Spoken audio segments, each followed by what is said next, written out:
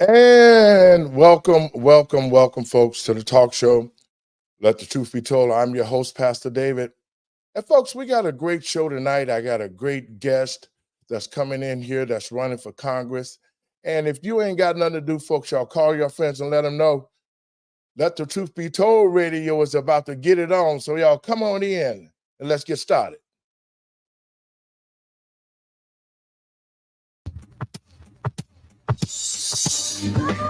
Well, like I said, Tuesday Night Live ain't no job. Right here at TECN TV. And I'm your host, Pastor David. Y'all come on in. Tuesday Night Live ain't no job right here. Lately there seems to be some insecurity about the way I feel, where I wanna be. But you know it's really you. If you ain't got nothing to do, call your friends and let them know. You're listening to Let the Truth Be Told radio. And I'm your host, Pastor David. Y'all come on in. Never to be mistaken, long as this love we're making, there's gonna be the rain, gonna be the pain, but I know, boy, time will show. You're listening to Let the Truth Be Told radio, and I'm your host, Pastor David. Y'all come on in. Tuesday Night Live, right here. TECN.com. No tears. Love some don't believe in. That's what I'm giving. I'm gonna keep it strong. I'll hold on to you. Right here at No one can TV. I'm your host, Pastor David. And you can find us at rumble.com. David Lowe 57. The sun is shining. And we're at LinkedIn. David Lowery. That's gonna be also some here rain. at Gonna be some pain. At David Lowery, Junior 1. Boy, time will show. And if you ain't got nothing to do, sit back and get you a brew or two, or whatever that you do, and let us party for you. Get you a glass of wine, it's prime time. And let us put something on your mind. Right here. TECNTV.com. And I'm your host, Pastor David. Y'all come on.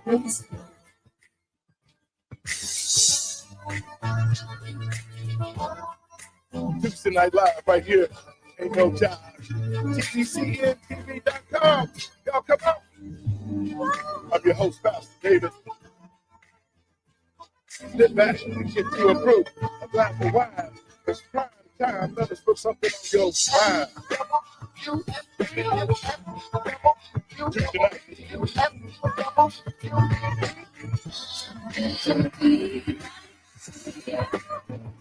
Be right here, right here, be right here. TV.com.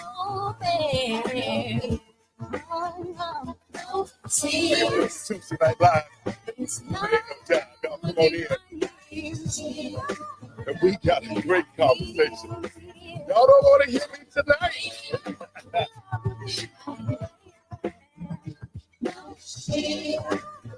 Tuesday night, TECNTV.com. And like I said, we have a great conversation tonight, folks. So if you ain't got nothing to do, y'all get on the horn and let your friends know that Pastor David is on the radio. Let the truth be told. Let the truth be told. It'll move your soul. Come on, y'all. Let's get into the truth zone. Somewhere I read that the greatness of America is the right to protest far right. On the bridge. No justice, no justice, no peace. No justice, no peace.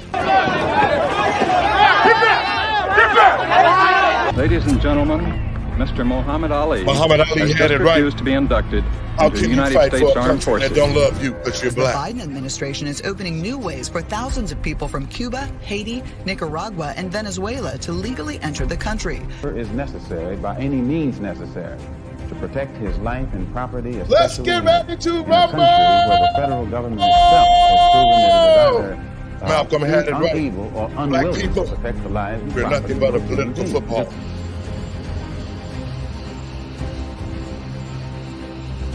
Liar, corrupt, Global, universal, and coming from the windy city of Chicago, Illinois. Now it's Good time morning. to let the truth be told with David Lowery. Y'all come on in.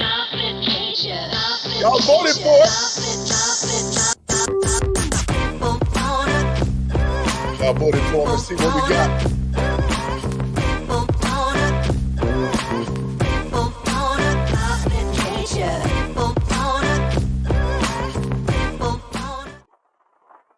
Hey, thank you. And welcome, folks, to the talk show, Let the Truth Be Told. And I'm your host, Pastor David. And I want to welcome folks to the show, man. This is a live show. So if you want to call in, the number is 708-663-5262 and join the discussion. Well, folks, first let me give all praises to God and my Lord and Savior Yahshua, which is Jesus Christ, if you didn't know. Well, I want to start out by saying this. Folks, listen to this. We're in tune to the 2024 elections, and it's going down in November.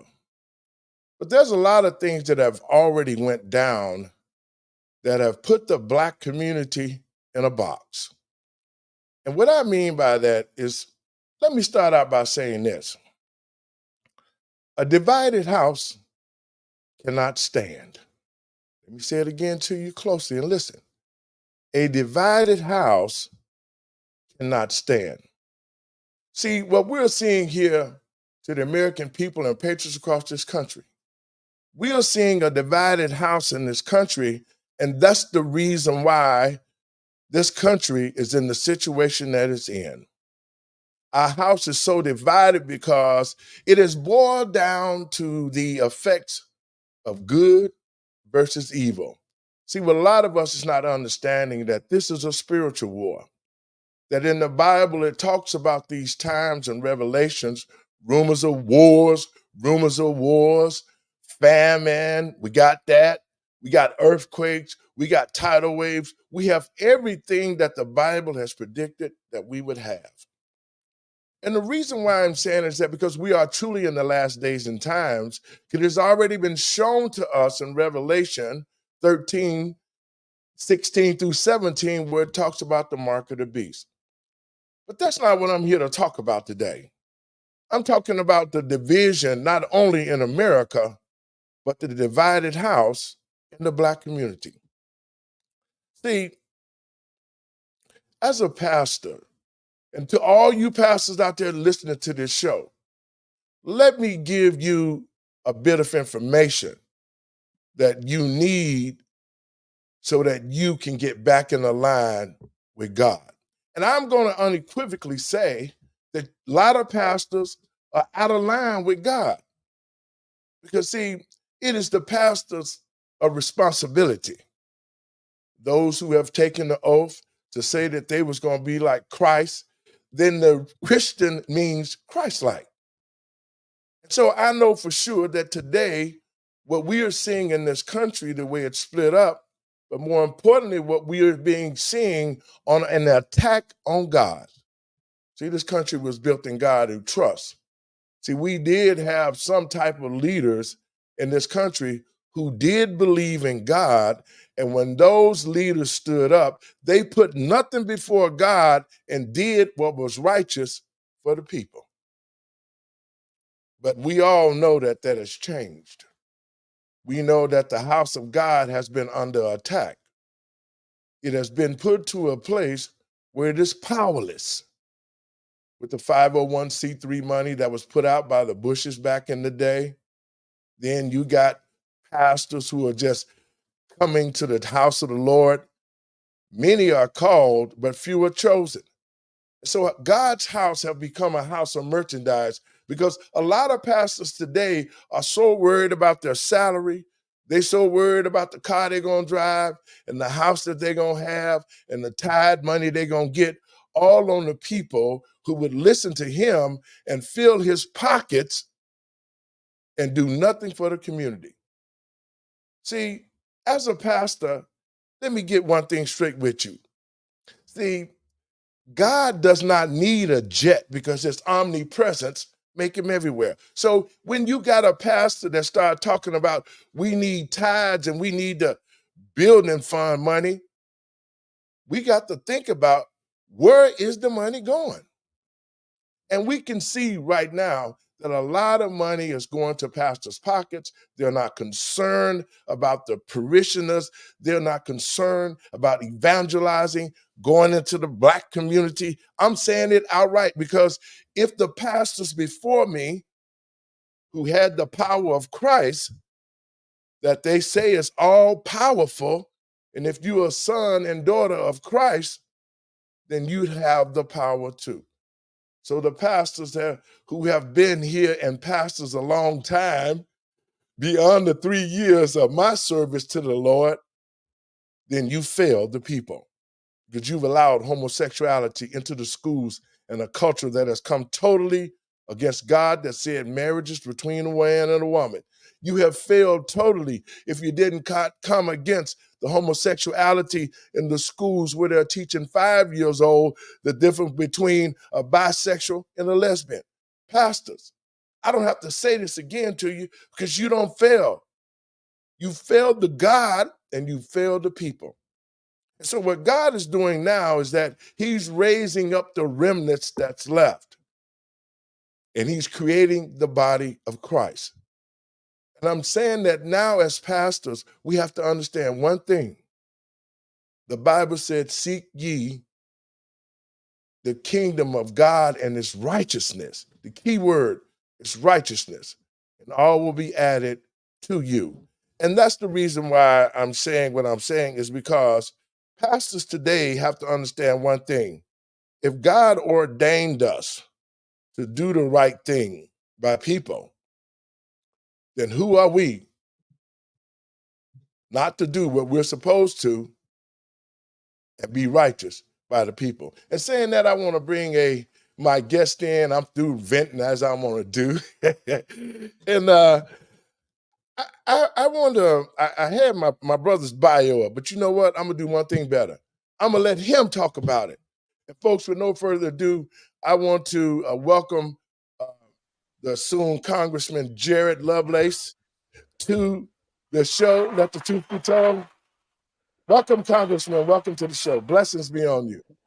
Thank you, Pastor David. Great to be here. I want to start out by saying this. You know, I want the folks to know about you, Brother Lovelace, because you have taken a step that a lot of other men of God have not taken. You've taken a step because you're tired of looking at everything going against the people. You're tired of what you're seeing in our schools. You're tired of what you're seeing in the country. So let our listeners, let the truth be told, tell us a little bit about yourself and what your plans are. Sure. First off, it's great to be here with all of you. Thanks for listening in. My name is Jared Lovelace, and I am running for U.S. Congress in District 10 of Texas. And where I live, there's a lot of hardworking folks that are really tired of watching DC elites squander their tax dollars, oppress individual rights, and line their own pockets while they're at home working hard, trying to raise their families, trying to make sense of all the evil that we're seeing in this world, wars and rumors of wars, like you said, Pastor David, pestilences, pandemics. Yes. We are definitely seeing the last days and the revelations.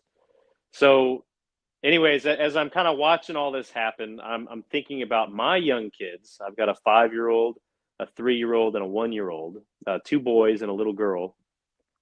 My wife, Courtney, we've been married for 8 years now.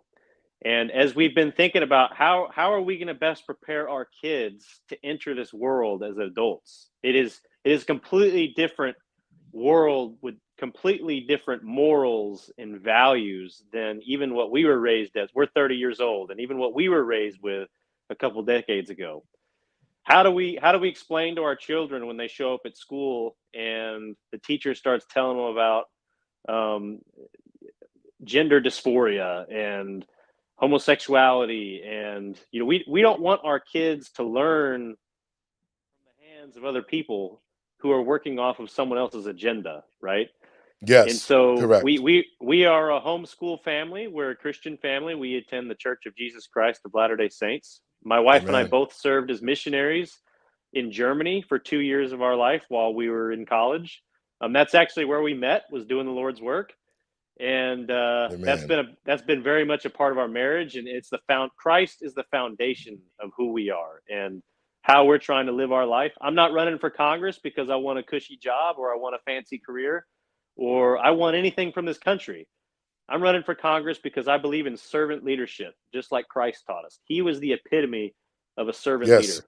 And I feel like our elected representation in Washington, D.C., on both sides of the aisle, have forgotten what it means to be a representative. It doesn't mean to be on TV talking down at your constituents and telling them what to think or what to believe. It's going into their homes and in their communities and visiting with them and learning what concerns them and what burdens them so that you can show up on Capitol Hill in DC and represent them and be their voice.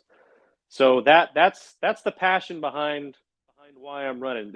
I am all about principles, true and correct principles, the same principles that we were taught in the Bible. Mm-hmm. That too often today, politics becomes so transactional. What can I get from this? What is in this for me? What alliance can I build here? What kind of monetary or money or influence could I gain from this relationship? And that's not what politics should be. We shouldn't even be using the word politics, honestly. It should just be representing the people and doing our best to honor the stewardship that we've been given as elected representation. And we're going to be held accountable for that by God. And so I'm Yes. watching what's happening in DC, and I think that there absolutely needs to be change. It has become too selfish, too self-centered, and we are forgetting correct principles, and we're legislating based off of transactional, what do I get? What's in it for me? So anyways, yeah, go ahead, Pastor. And I did get your resume up. It said that after a year in college at Baylor University, you enrolled into the ROTC. And I want to say this. Those type of programs, when I was coming up, I went to a school that was big in ROTC here in Chicago. And they taught us to think military-wise, and then I went on to work for the federal government for 15 years as a civilian officer with the Navy and in the Corps of Engineers. But I'm looking at your background. See, to the listeners out there, we have to get back to the things that made this country great again. We have to get back to the parenting and use the different organizations that created strong men and women of God back in the day. Now, Brother Jared, I see that you are an Eagle Scout. Yes, sir. Now, check this out. A scout is trustworthy, loyal, helpful, friendly, courteous, kind, obedient, cheerful, drifty, brave, clean, and reverent. Absolutely. I, too, as an Eagle Scout. See, those type of values, and when I saw that, those type of values made me be a man not only of God, but a man of integrity and a man of honor. And see, we have to start getting back to those things where we start to teach our children about the way to grow up like you're doing with your kids. You're giving them a spiritual foundation. You're giving them the love that parents are supposed to give. And you're teaching them about what this world can bring to you, whether it's good or bad. Your thoughts? Absolutely. My military service taught me a lot. And the foundation was definitely laid in scouting when I was a young man. I had a tribe of people who helped raise me. It wasn't just my parents. My parents did, a great job, and I'm very grateful for all the love and support that they gave me. But I had a lot of good people in the community give me examples of what a good citizen is, what a good man of God is, what a good woman of God is, right? And so the scouting program laid the foundation for me, and it taught me how to be a good citizen. I wanted to serve our country, and so I did. I joined the ROTC in college. I commissioned as an infantry officer in the U.S. Army, and I served most of my time in Alaska, leading young men and women who were just barely out of high school as infantrymen in the Arctic. And now the Arctic is at a pretty extreme place to be doing anything, much less combat Right. operations out in the wilderness, right? But Yes. the most rewarding part about that experience as a commissioned officer in the U.S. Army was not the cool missions that I got to do in the Arctic. It wasn't shooting awesome guns. All the hua bravado stuff that most young men, kind of get excited about when they think about serving in the Army.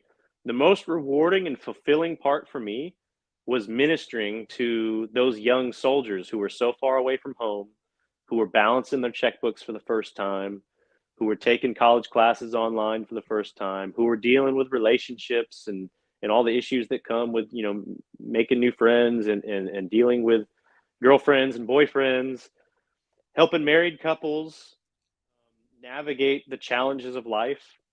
I lost one soldier to suicide a short time after I moved on and wasn't with the platoon anymore. And there is so much of real life that happens within the ranks of a platoon of soldiers. And for me, being able to sit down and not just be an officer and a leader to them, but being a life counselor and a minister, helping our fellow man and woman is what brings me the most fulfillment and the most joy in my life. It's not money. It's not pride. It's not things. It's not big houses or big boats or cars. That's not what motivates me to serve. It's truly helping people, And so I'm glad you mentioned that, because that I think is the gateway into my heart a little bit as to why I want to run for office. And I don't want to do it for a long time. Right. I don't want to become what I'm seeing in DC right now. And so I'm promising publicly that I'm only going to serve at most 4 terms. And regardless of how much people like me, I'm done. I'm going to walk away and go back home, because I want to make sure that my incentives are aligned with the people that I've pledged to serve. And you know what? And I do believe in term limits too, because what we've seen here in Chicago, we've seen politicians who have been in office for over 30 years here. And the fact of the matter, over those 30 years, they never did nothing for the city of Chicago, but got a paycheck, and they never came back to the Black community and brought resources. I mean, that's why we're in this condition it is. We had a politician here named Bobby Rush. Remember him? He used to be a Black Panther Party leader here with the Black Panther Party back in the day. And he got into politics once he left the Black Panther Party, and he became a congressman. And he did for 30 years. He was the congressman. He didn't pass one piece of legislation that would help the Black community. He got millions of dollars off the Black community and never put one penny back into the Black community in Chicago. So that's one of the reasons why that we see here in Chicago and all the blue states, I just have to say it, in all the Democratic states, we see poor Black leadership who has sold the Black community down the road, who have not brought economics back. They've gotten richer and richer every year, and the communities have gotten poorer and poorer every year. And I think that it's about time that we, as men of God, that we are Christians, if we're going to be Christ-like, I know for a fact, this is the time where we take a stand. This right here is that time, because if we don't take a stand from this point, then America, what we've seen, but in the past 3 years, we saw a country under the leadership of President Trump. We didn't have wars. We had no wars. The economy was great. Gas prices were down. We were very well respected across the world as a superpower. And here it is, 3 years going into the 4th year of the Biden administration. We got gas prices almost $10. The economy done tanked out. We've lost so much due to COVID, which was a big lie. The mandates, the stripping us from being with our loved ones, the whole COVID, I'm not going to do this. All of the stuff in the past 3 years has brought this country to this place. And now to add insult to the injury, you open the borders and you allow millions. See, what they're doing, folks, is they keep telling you, like in Chicago, well, it's been only 30,000 people who've come here from the buses. Well, that's a lie. There have been hundreds and thousands of migrants who didn't even check in, that's in this country right now, that's causing the economy to tank down because they're going to work jobs just to work a job so that they can make any kind of money because they're not used to this type of lifestyle. And so in saying that, I want to get your thoughts. You're there in Texas. Let's talk a little bit about, have you seen that situation out at the border? Have you seen these migrants who are steady flooding our country? Talk a little bit about that, Congressman.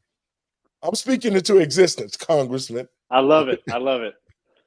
So growing up here in Texas, you knew a lot of people who you knew weren't legal immigrants. You know, there were little subtle ways to pick up on who was who, right? But so growing up, it's just a part of life here. And many of them were my friends in school. But as I entered the workforce, and my first job was as a saw hand for a small tree company, and we would go around and cut down trees, trim trees, get trees off of power lines and stuff like that. My boss, the business owner, when I was 16, he had a really hard time competing with other tree companies who were working for cash only because they were all illegal immigrants.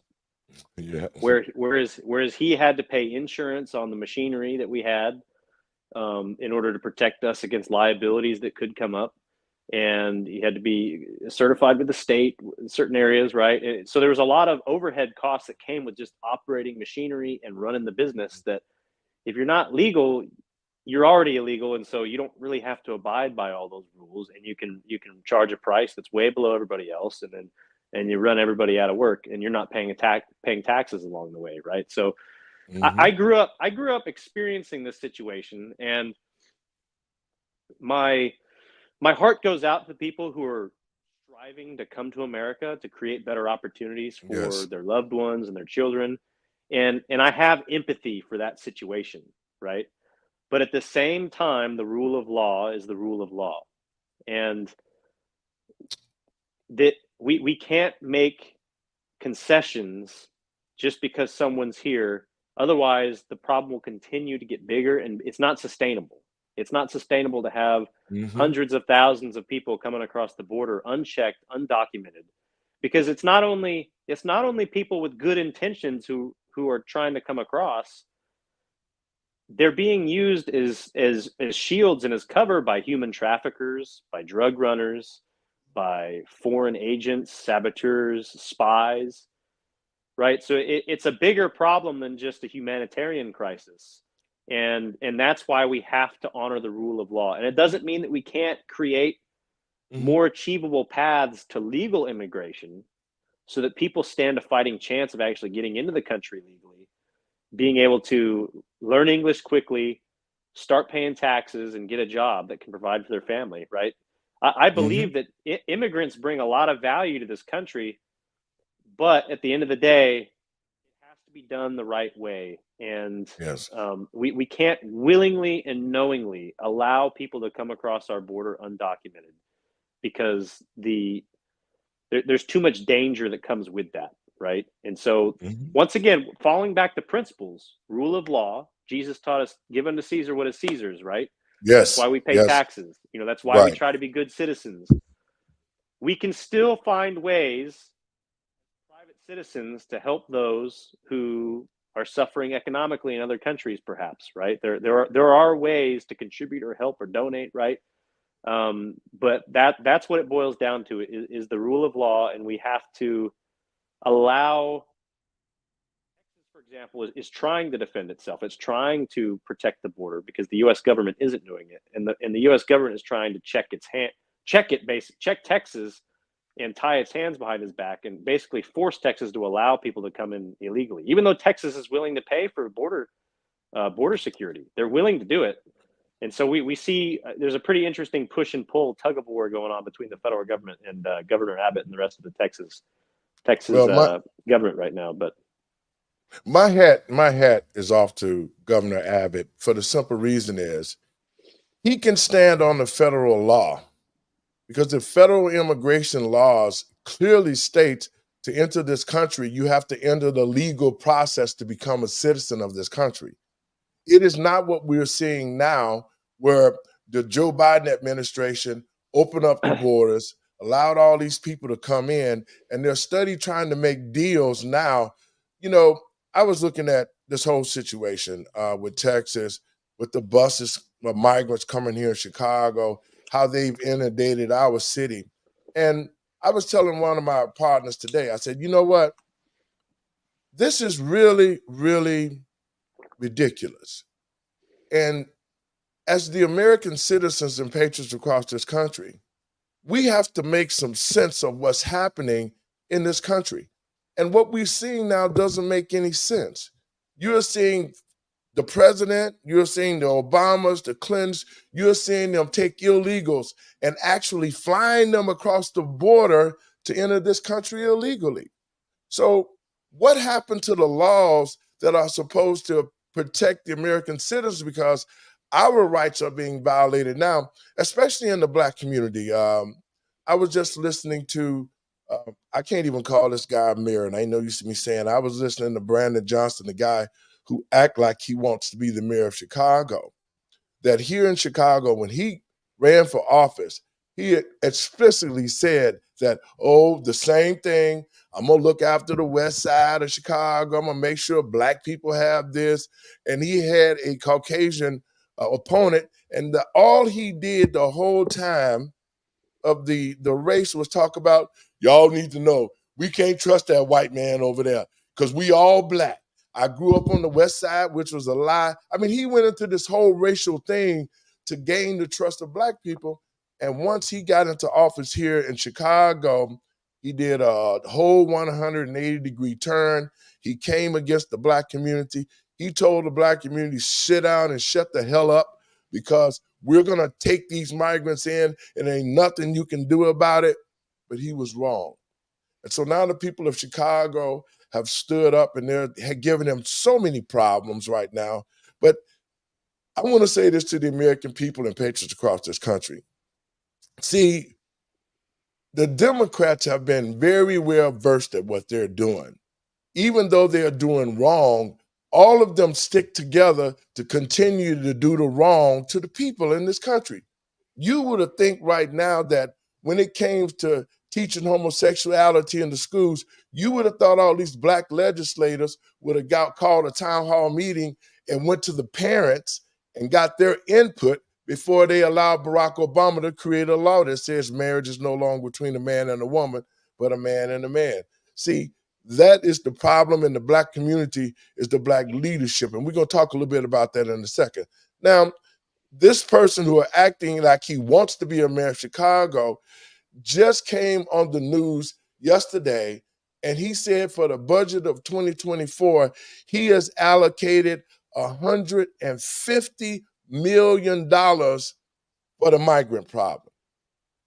$150 million. You've already spent over $300 million already, and to the tune of $1.5 million a day. That's what Chicago is spending to deal with the migrants. Out of that 1.5 million a day, you could have took 30 days and ended homelessness in Chicago. Mm-hmm. You could have took 30 days at 1.5 million and you could have revamped the whole school system and made it to a system where the kids are learning something besides them just going to school and learning about being homosexuals. So once that we see these things, the American people at this point need to step in because these people work for us. You said something that was key, Congressman. You said that you are a servant to the people. First, you're a servant to God. That's why I know you're going to make a righteous congressman, but your job is not about yourself. It's to the people. And so That's why I wanted you on this show, so people can actually see what men and women of God can do in this day when they step up to the plate and say enough is enough. This is not something that we should be falling down to, but we have to address the issues. And the first place that we need to start is removing all the politicians who don't know about God, who don't want to be a God, but more importantly, do the work to help God's people. Your thoughts? Absolutely. What we're seeing in this country right now is a diversion, is a divergence from God and religion. We, as a society, are way more depressed than we've ever been before. Suicides are higher than they've ever been before. Marriages are ending sooner and more often than they ever have before. Children are going fatherless. Babies are being killed. It just the list goes on and on and on and on. That's all a divergence from God. And the only way to bring God back into our society, and we can have separation of church and state. Anyone is welcome to practice whatever religion they want to, right? Yes. But at the end of the day, the only way to bring God back into our culture is to emphasize God at our communities, in our family gatherings, and to protect the family at all levels of government, right? And to continue to define the family as God defined it at all levels of government.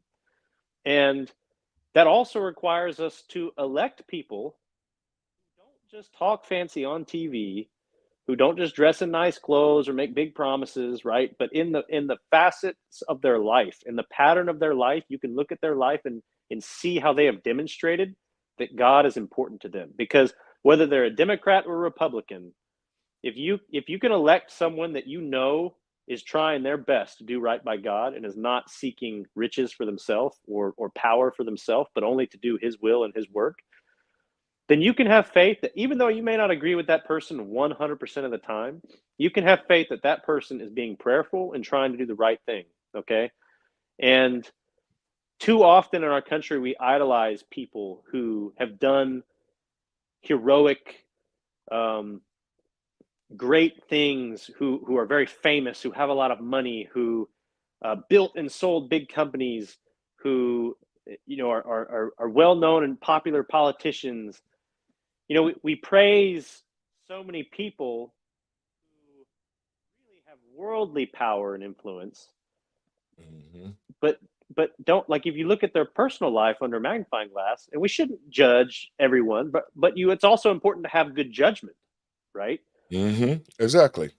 It's important to have good judgment, because if you put some of these people under the magnifying glass, you're going to realize that, okay, God is not necessarily part of this person's life, and it trickles down from there. And so, like I said earlier, an elected official, mayor or U.S. congressman or senator or president of the United States, if you're elected to office, you work for the people. If I get elected, my congressional office, the people's congressional office, really, on Capitol Hill, when you walk in, you're gonna see the secretary sitting there up front. There might be a couple of little offices where the staff work and stuff, and then there's always the big office that you walk into, and that's where your congressman sits. Big burgundy oak furniture, paintings on the wall, big desk, big computer chair behind the desk, a couple of little chairs for whoever's coming to, like, visit, up in front. Yep. If I get elected, when you walk into the Texas's 10th congressional district office on Capitol Hill, when you walk into the congressman's office, you're going to see a big old nameplate on the desk that says "the people," and the chair behind the desk, I'm never going to sit in it. The big chair is for the people when they come to visit, and then my chair is the little one in front, where I sit down and I answer to you and I brief you on what I've been doing and how I've been trying to be a good steward of your vote and your taxpayer dollars and the individual rights and liberties that I've been charged with protecting, right? And I feel like that's the attitude that our representation needs to have, and that will trickle down. If we as a society, in a sense, I don't mean to say idolize, right, but like revere people who are men and women of faith, regardless of what faith they are, look up to those types of people, that our kids are going to notice that, right? And we're going to be inspired to live better lives, right? and that's going to take that will take care of a lot of issues from the ground up. You know, even homelessness, right? Because we won't have to be compelled. We won't have to be compelled to pay taxes in order to fund giant, massive social welfare programs. Instead, people of their own goodwill and of their own charity and their love of Christ will contribute to organizations and nonprofits and just and provide for the poor so that people can get back on their feet and become self-sufficient again, right? Yes. Well, that's one of the things that bothers me the most is that we went and found, you know, the Black community has been, you said a mouthful, because in the Black community, Black men and Black women aren't creating the family structure like it used to be. You know, when I was growing up, I'm 66. So when I was growing up, the Black family structure was at 80 to 90%. Black men and Black women were getting married. They was creating communities. They were taught about God. They was teaching their children about the church. They was teaching them about Christ. They were doing the things that we were supposed to do in the family structure, that in a house being led by the Spirit of the Lord. That's what's the saving grace in the Black community. That was when the Black community, when God was in front of the Black community, it flourished. You know, throughout the 60s and the 70s, the Black community was self-contained. But the moment that God was taken out of so many places, it's like they don't want to say Christmas no more. They want to say Xmas. I used to go to a courthouse and see the 10 Commandments, the rules of law. Every law that was made under the direction of the 10 Commandments. And you used to see the commandments in the judges, you know, in the judge's chamber. You used to see it in the courtroom. But when you start moving away from the Creator, you start taking away things that people can see, that they can relate to still know that God is in control. So we live in a godless nation right now. America has thrown God out. America has made himself known to all the world that America has become a godless nation. The words of "in God we trust" are no longer part of the narrative of this country. And folks, y'all know I'm not lying, because look at the country itself. I've never seen us in this type of condition, to where most Americans out here, they want to go to work, they want to raise their families, they want to live the best life that they can live, and they can love this country. That idealistic idea is totally gone. The whole family structure have been removed. You're talking about men and women not getting married. And if they do get married, it's all like a competition, because the most important thing in any marriage and relationship, you said it earlier, you have to have God and Christ in the middle of the marriage, because he is the head of all of us. And so when you get away from things that can help us spiritually, that's what happened in the Black community. When the pastors did not do their job and they did not stand up and say, if you can have homosexuality in the school, then we need to have prayer in the school. If you can have Satan programs after school, then we need to have some church services after school. And when we did not challenge the authority of the people who work for us, and I think that's what a lot of American people have failed themselves to think, is that these politicians are like superstars that we're supposed to ask for their autograph when we see them. How is it that you get a paycheck out of my pocket when I pay taxes to pay your salary? How is it that when you see me, you should be running, just like you said, to tell me, hey, you know what, Pastor, we've been doing this. We got this going on. You know, thank you for your vote. I'm glad. We're going to keep moving forward. We're going to keep bringing stuff in. The politicians are the mouthpiece for the American people. And we lost our power. We transferred our power over to these carpetbag politicians on both sides of the aisle. And the only way that the America and the American people are going to get back on track is we, the people, have to start electing God-fearing people who are going to do the righteous thing by the people and not by themselves. Your thoughts? Absolutely. one thing I think of a lot is at the federal level, there's multiple levels of government. There's your communities, there's your state, there's the federal government. Most of the federal government, the U.S. Constitution outlines only a few very specific things that the federal government is charged with handling, right? National defense, for example. The rest of it, the 10th Amendment pushes everything else down to the states. Okay, so just because we have a good idea of something that we can do at the federal level to make some kind of sweeping action or program across the entire country doesn't mean that that is actually constitutional, right? At the state level, where you're actually closer, you have more representation closer to you. Instead of it being one representative for every million people, now you have a representative for every 15,000 people or whatever it ends up being, depending on the state you're in. So I feel like a lot of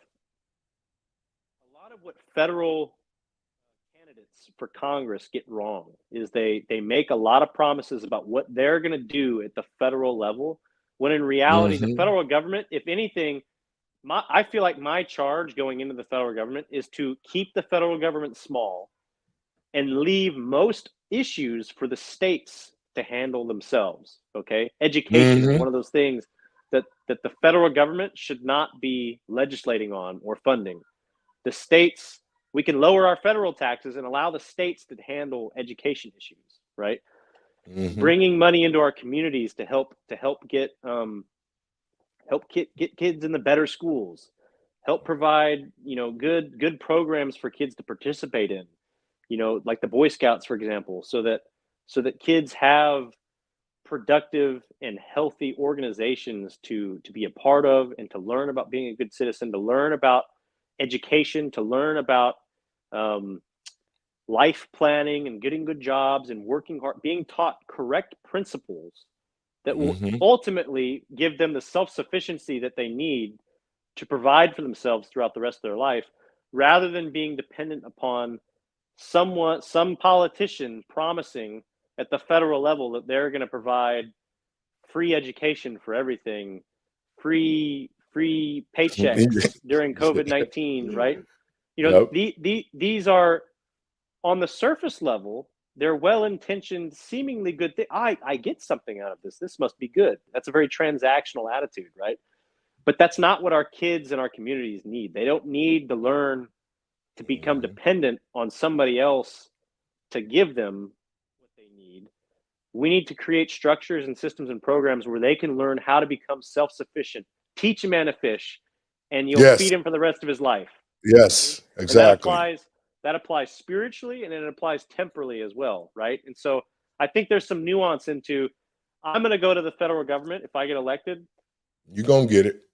Make sure that the federal government doesn't go beyond what it should be doing, because that's not the most effective way to create better lives for our citizens. All right, it should be happening at the community level and the state level. And those politicians, those mayors, those state representatives, those state senators, those governors, they are equally as accountable before God for how well they manage those resources and how well they create systems and structures and incentives for people to give back to the community, right? And so that's how I'd respond to those thoughts. And now, I'm glad you're saying that because earlier today, see, I follow politics, but I also follow people who run the politics, right? So about a week ago, man, and I want your thoughts on this. And to the American people and patriots across this country, this election in 2024, the Democrats have already figured out a way to steal the election like they did in 2020. And so I'm saying it because I had a conversation. See, there is a division in the Black community. The division between those who call themselves Black Greeks. Those are the people who have went to college, they've pledged to these organizations, They call themselves Black Greeks, but yet and still, they don't honor being a part of the Black community. And now, a lot of the brothers and sisters that I know in these organizations, they would argue and say, well, you know, I would charge in our organization. First of all, you took a pledge to an idol. And the first commandment in the Bible is, thou should have no other God before me. So if you pledge to become a Q, or if you pledge to become a Kappa, or if you pledge to become a Delta, you pledge to an idol. So if you don't dismiss that idol, you can't pledge to God, secondly. And so what we've seen here in the Black community is the separation from those who call themselves Greek and elite to those are everyday Black people who work jobs, who take care of their families, who are out here struggling every day, and those with those college educations are choking off the money to come to the Black community. See, and the reason why I'm saying it holds to be true, because I was talking to a gentleman that I've known for a long time, okay? And he's part of one of the fraternities, and I ain't gonna call the name so he won't have to bear no blame. But his ideology is the fact that, yeah, we support the Democrats. We don't care what they've done. We know that they lie. We know that they cheat. We know that they put homosexuality in the schools. We know Barack Obama was the worst president of all time and never did nothing. We know all the things that are in the Black community is wrong, but we're not going to say nothing because we're going to add to the problem. And so I was talking to this brother. I said, and this is what we're going to have to watch out for in the 2024 elections. See, here in Chicago, everybody, the normal people like me and you who fear God that used to work in the polling places, in the last election in 2020, all of those people was terminated. And they hired all the fraternities and sororities, brothers and sisters, to run the polls here in Chicago, and they threw away ballots. They used thumb drives. They did everything to steal the election because they had a Soros sister, I call Miss Kneecaps, who was running for vice president.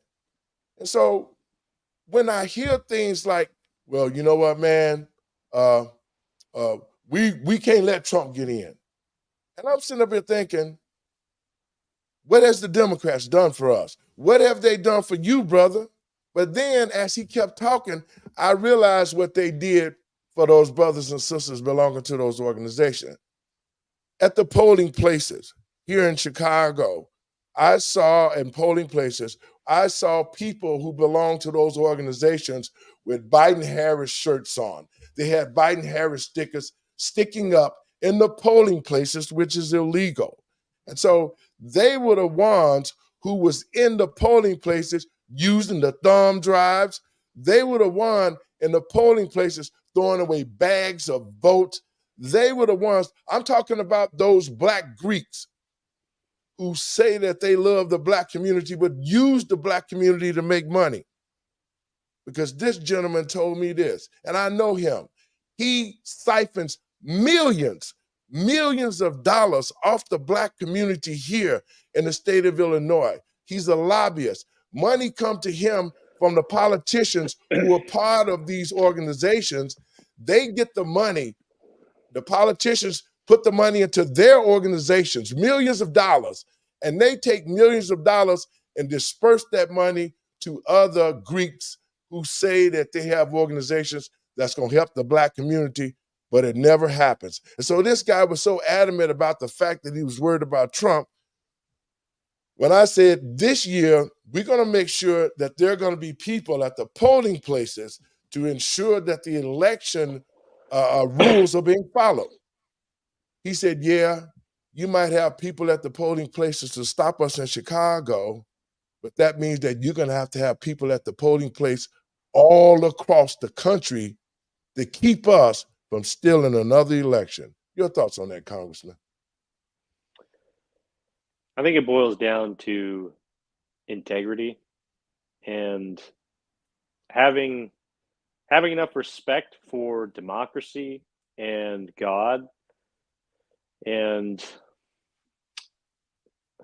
just human dignity, right? To be honest, and when did we ever cheat and feel good about it? Like, oh yeah, like we just, even if we had been in, there had been some injustice against us, cheating, one wrong does not right another wrong. Yes. And so I just think, even though I might believe very strongly in certain values in certain areas, I would rather lose honestly than win dishonestly.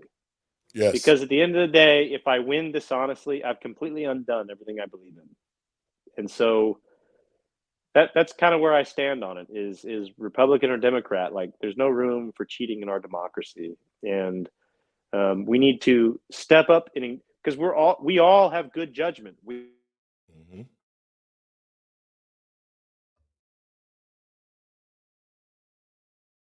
You sort of went out. Nip that in the bud. There you go. And call it what it is.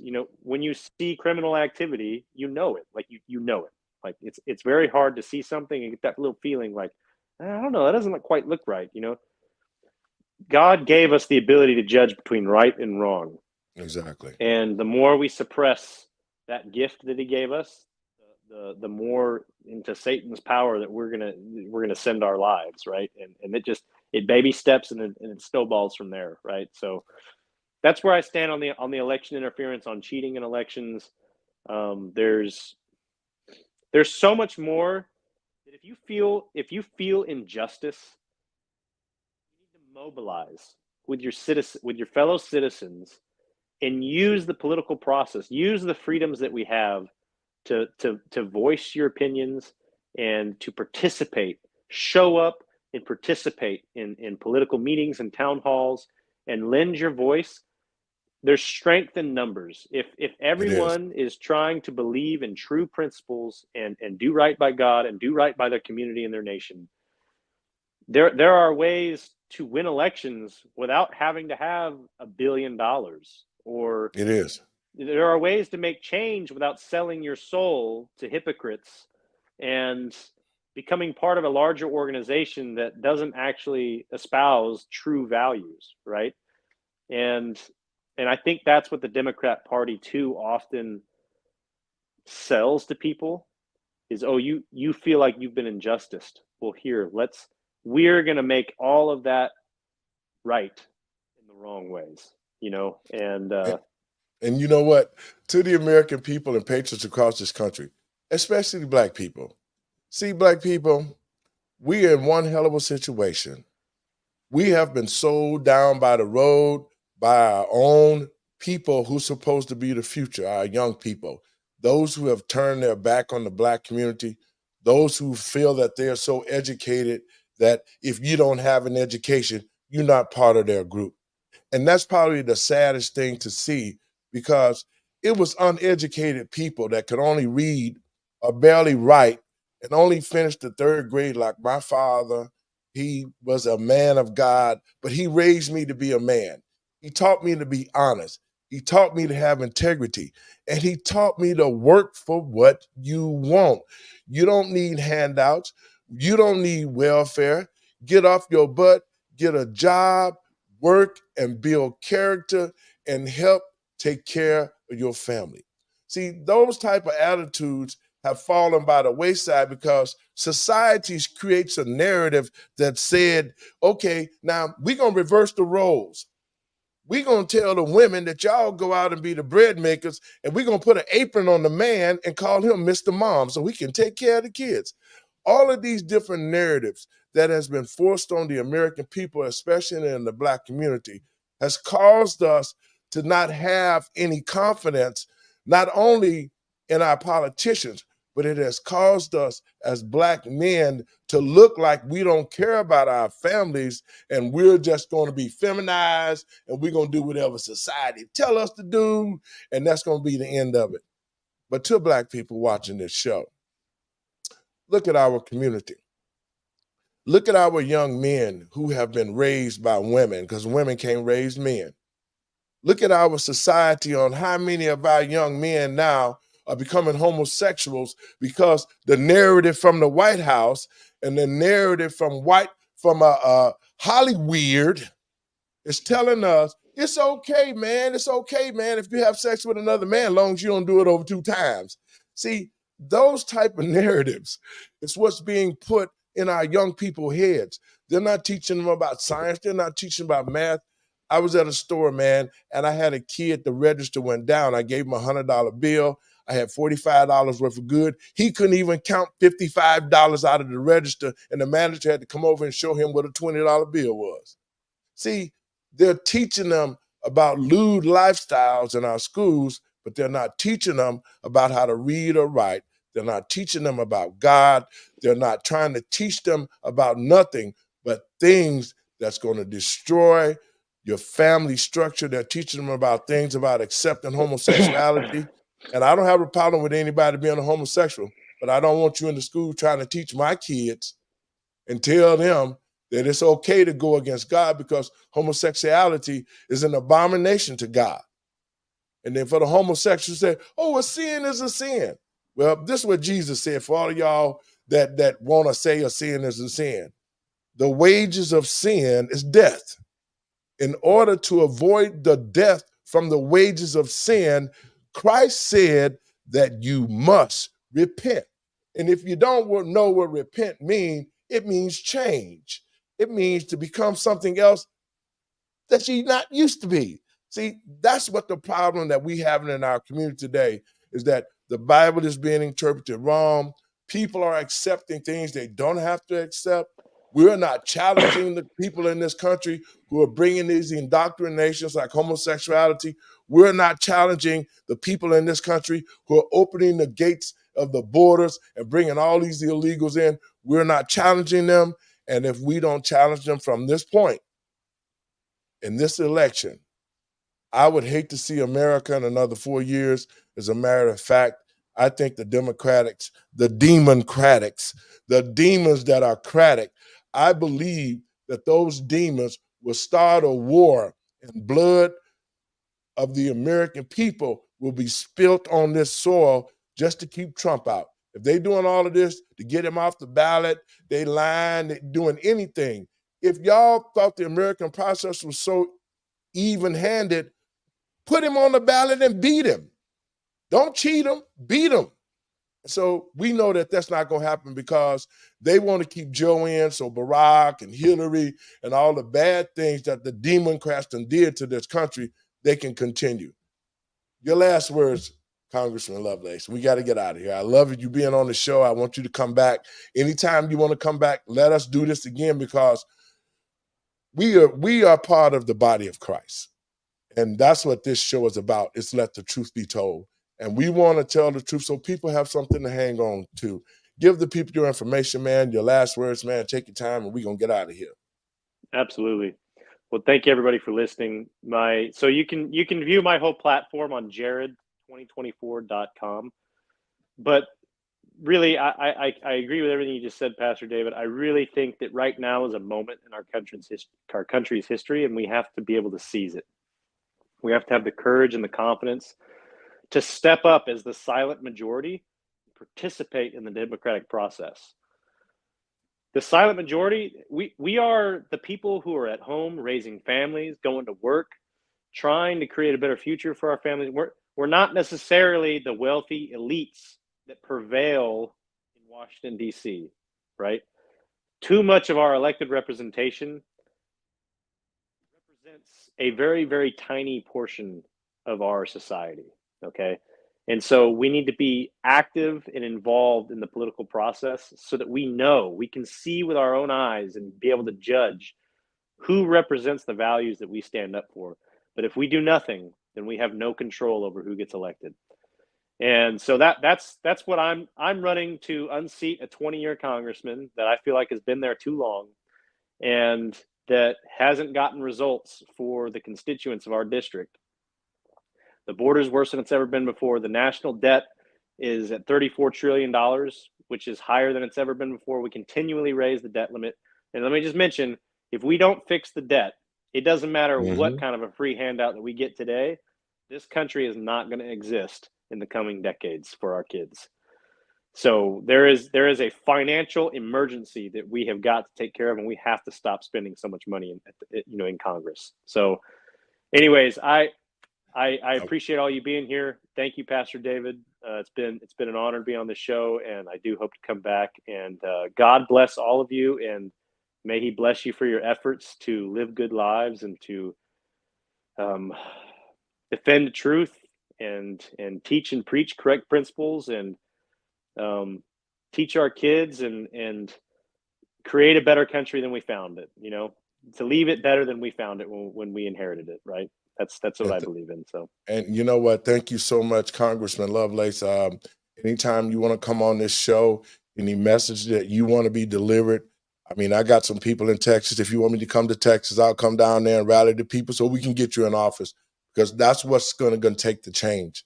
It's going to take God-fearing people and those who seek the kingdom and the righteousness that it brings. That's how we're going to change. That's how we're going to get the country back on track. And that's how we are going to move forward out of this election. God bless you, and I look forward to you, brother. See you soon. And folks, I want to thank you for listening to the show, man. Congressman Lovelace was great. And I think that we need to have more congressmen. We just need to have more godly people who fear God, people who want to do the right thing so that this country can roll and get back on track, because what we're seeing now is nothing that God would say He's proud of, because the people have let Him down. Folks, I want to thank you for watching the show. Tune in tomorrow. And let me give you my last words. See, Unconditional love. the biggest thing and the biggest problem that the American people have, one, we've forgotten how to love ourselves. We forgot how to love God. And we forgot how to be good stewards and good shepherds. If this country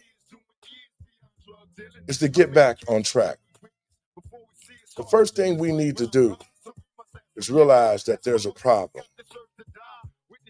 And I want to send this message to the Black community.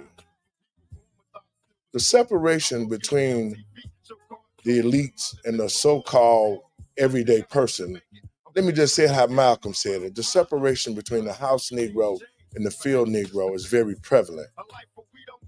And if we as Black people don't come together and get rid of the ideas that we are two separate people, if you Black and one of us bleeds, we all bleed. To the Black community, if we don't, from this point, start to love each other again, if we don't start getting together, not for us, but for our children, we need to be mature and strong Black parents and citizens to get the Black community back on track. To my brothers and sisters out there who call themselves elite, you can lie, you can steal, you can do all the underhanded stuff you want to do. And you might live on this earth in the little riches that you got. But remember this, everything that you have, everything that you think you own, you don't own jack, because you are nothing but a renter. Because at the end of the day, when the Lord called you home, your house ain't going, your car ain't going, your wife ain't going, your money ain't going. It ain't nothing going with you. So my question to you, those who chase the dollar, those who are going to cheat in the election, my question to you, to the elite, to those special secret organization people. Steve Jobs said this. He said, here I am on my deathbed. I got pancreatic cancer. I'm worth $7 billion. And for the last few months of my life, I've been spending all my money just to stay alive. If I had been a better steward with my health, I would have considered it my wealth, and I would have made the changes to take care of myself. And the message to those, what does it gain a man? What does it profit a man to gain the world and lose his soul? Because you'll take nothing with you. God bless you. I'll see you guys tomorrow. Right here, DECNTV.com. I'm your host, Pastor David.